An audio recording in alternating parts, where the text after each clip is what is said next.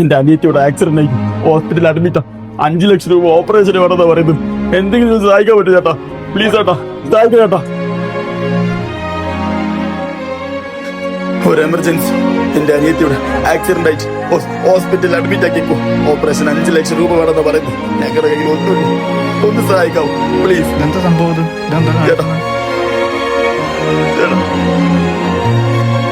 ഞാൻ നിങ്ങളുടെ കാല് പിടിക്കും.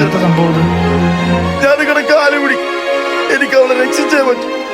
പ്ലീസ് ഒന്ന് സഹായിക്കണം. ആരെങ്കിലും ഒന്ന് സഹായിക്കണം. നിങ്ങൾ വെറുതെ തരണം. കടമായിട്ട് തന്നാ മതി. എന്നെ കൊണ്ടാവുന്ന വില തിരിച്ചുതരാം.